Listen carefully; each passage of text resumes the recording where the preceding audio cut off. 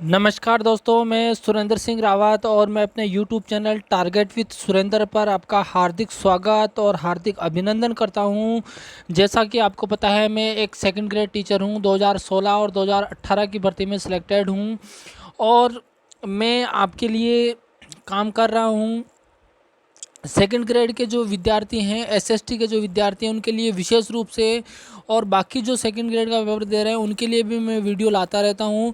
बस आपसे एक रिक्वेस्ट रहेगी कि मेरे वीडियो को ज़्यादा से ज़्यादा शेयर करें, ज़्यादा से ज़्यादा लोगों तक पहुंचाएं। एक व्यक्ति कम से कम 3 लोगों तक पहुंचाए मेरी बात, तो निश्चित रूप से मुझे मोटिवेशन मिलेगा और मैं वीडियो निरंतर लाता रहूँगा।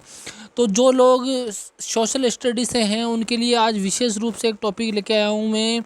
वेद और वेद से जुड़ी हुई चीज़ें, जैसे ब्राह्मण ग्रंथ, आरण्य ग्रंथ, उपनिषद ग्रंथ, और वेद के उपवेद क्या है और वेद के भाग क्या है। यहाँ से एक सवाल निश्चित रूप से पूछा जाता है, इसीलिए मैं ये टॉपिक लेके आया हूँ आपके सामने। तो हम बिना देर किए हुए शुरू करें।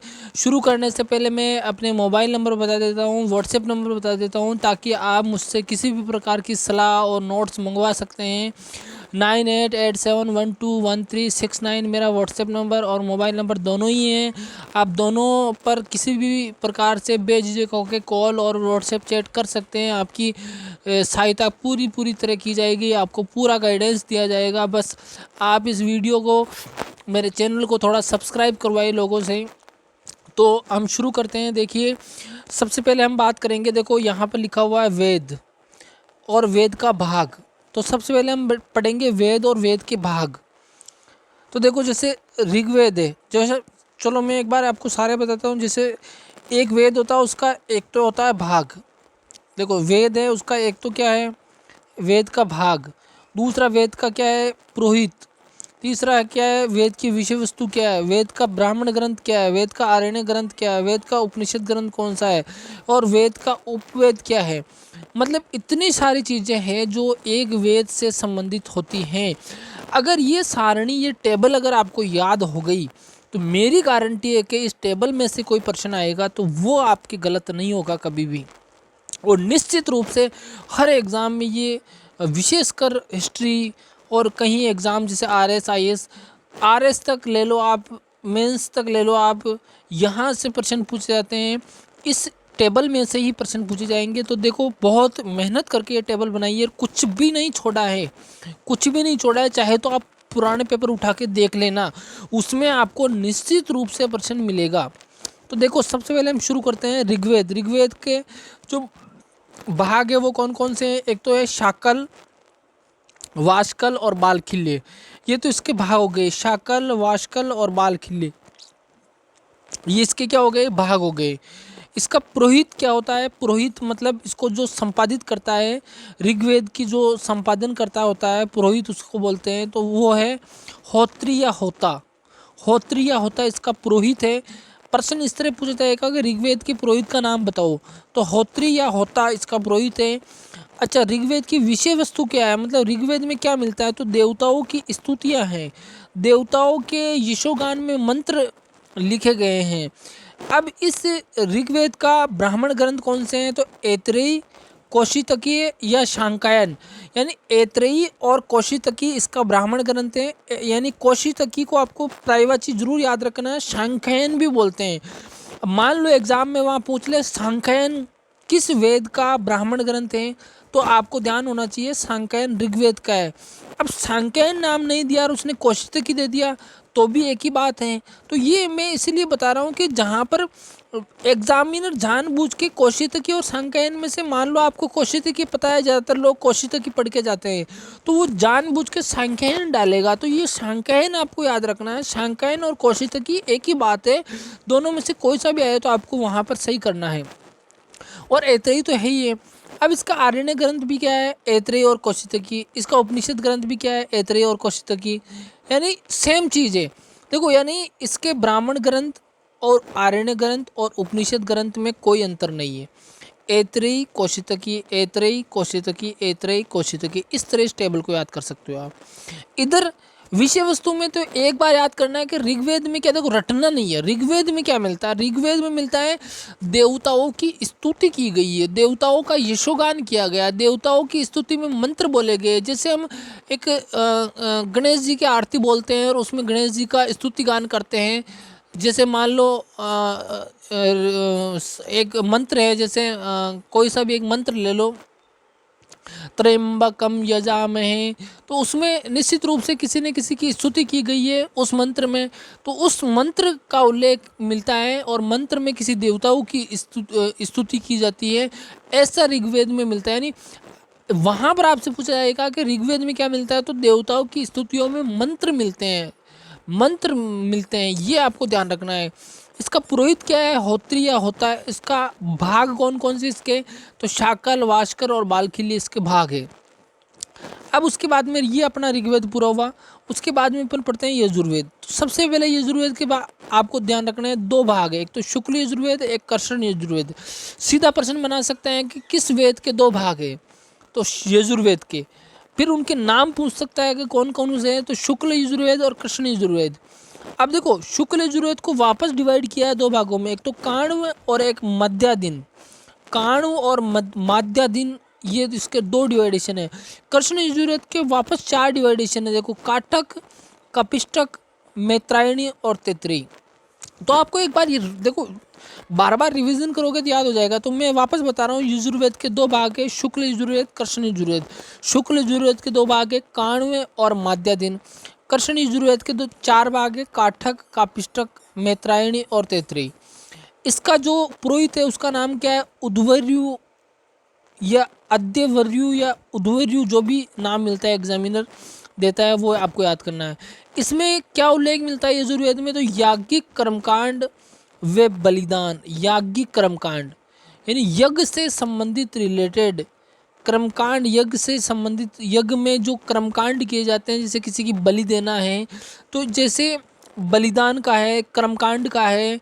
याज्ञिक कर्मकांड मतलब समझते हैं ना आप, अगरबत्ती जलाना, ये दीपक इधर जलाना, ये मंत्र ठोकना, ये कुछ ऐसी बातें जिसमें हवन पूजा की जाती है, उसमें मंत्र बोले जाते हैं, तो वो क्या कर्मकांड है।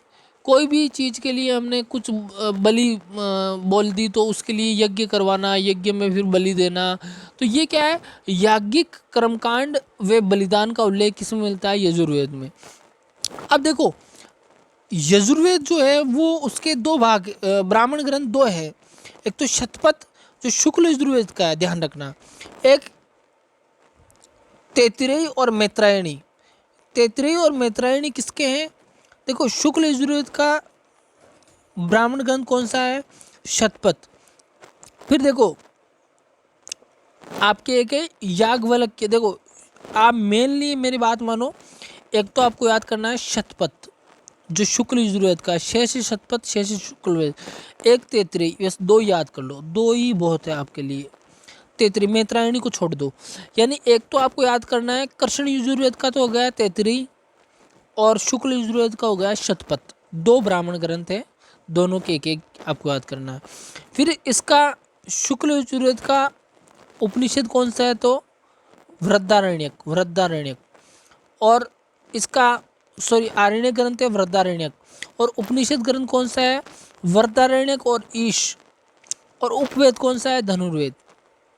यहाँ पर देखिए, यहाँ पर आरण्यक ग्रंथ कौन सा है, कृष्ण यजुर्वेद का तैत्तिरीय। और उपनिषद ग्रंथ कौन से हैं, तो देखो कठोपनिषद है, मैत्रायणी है, तैत्तिरीय है और श्वेताश्वर है, चार है। तो आपको चारों याद करने हैं। और उपवेद दोनों का एक ही है, धनुर्वेद। ये यहाँ पर थोड़ा सा आपको कंफ्यूज कर सकता है, लेकिन टेबल को ध्यान से देखें, यहाँ आपको कंफ्यूज नहीं होना। यहाँ मैं आपको बता देता हूँ, यहाँ पर आपको क्या याद करना है, यहाँ पर केवल शुक्ल यजुर्वेद का शतपथ याद करना है और कृष्ण यजुर्वेद का तैत्तिरीय याद करना है, बस। इसके अलावा और कुछ याद नहीं करना है। आगे स्पष्ट ये वृद्धारण्य, ये ऊपर वाली, यानी इसको यहाँ से डिवाइडेशन किया गया है, यहाँ से इस तरह आप देखोगे ना, तो इसको, इसका डिवाइडेशन इस तरह यहाँ से है।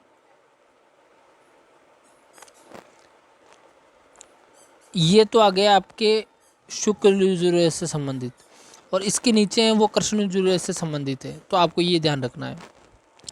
उसके बाद में देखिए सामवेद। सामवेद में सिंपल है, इसके 3 भाग है, कौथुम, राणायनीय और जेमिनीय। इसका जो पुरोहित है उसको हम बोलते हैं उद्गाता। और इसमें किसका वर्णन मिलता है, तो संगीत और गायन का वर्णन किसमें मिलता है, सामवेद में। यानी संगीत से संबंधित जानकारी, गायन से संबंधित जानकारी सामवेद में मिलती है। इसके देखो ब्राह्मण ग्रंथ कौन कौन से हैं, पंचविश, पंचविश को ही तांडेय कहते हैं, ये विशेष कर ध्यान रखना है। षड्विश, षड्विश को ही अद्भुत कहते हैं, ये विशेष ध्यान रखना है। जैमिनीय, इसको तलवकार कहते हैं, ये विशेष ध्यान रखना है। और छांदोग्य, यानी देखो पंचविश यानी तांडेय, षड्विश यानी अद्भुत, और जैमिनी यानी तलवकार, और छांदोग्य। देखो पंचविश, षड्विश, जैमिनी और छांदोग्य 4 ही है वैसे, लेकिन इसके पर्यायवाची आपको याद रखने हैं।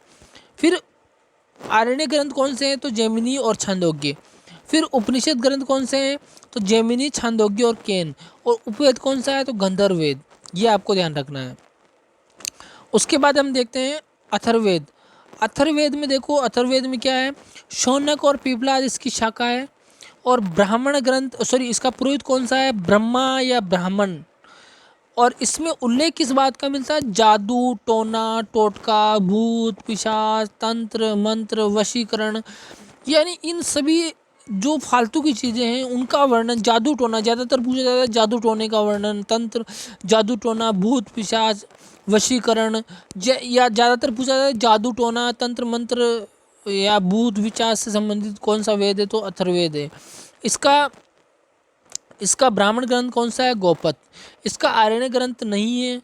इसका उपनिषद ग्रंथ सा कौन सा है, प्रश्न, मुंडक, मांडुक्य। और उपवेद कौन सा है, तो शिल्प वेद इसका उपवेद है, आपको ये ध्यान रखना है। तो इसी के साथ में ये टेबल पूरी होती है। इस टेबल को आप अच्छे से लो, इसका स्क्रीनशॉट भी आप ले सकते हो, स्क्रीनशॉट भी आप ले सकते हो, और अच्छे से इसको बार बार रिवीजन करें। आपको 100% मैं कह रहा हूँ प्रश्न देखने को मिलेगा।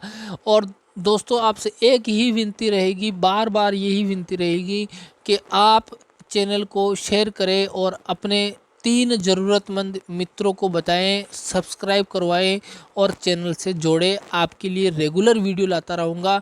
सेकंड ग्रेड में जितना भी मेरा अनुभव है वो आपको ज़रूर मैं बांटूँगा, बस आप इतनी सी हेल्प ज़रूर करें। Thank you very much. Notes available है फर्स्ट पेपर के, और कॉन्टैक्ट नंबर मैंने बता दिया 9887121369, और व्हाट्सएप नंबर भी यही है। और नोट्स अवेलेबल है, चाहे तो आप किसी प्रकार से मुझे नोट्स मंगवा सकते हैं। दूसरी बात कि अगर आप मुझसे सलाह लेना चाहते हैं, काउंसलिंग करना चाहते हैं, या और कुछ किसी प्रकार का कोई बाध्यता आ रही है आपको तैयारी में, तो आप एनी टाइम मुझे एनी टाइम कॉल कर सकते हैं। Thank you very much.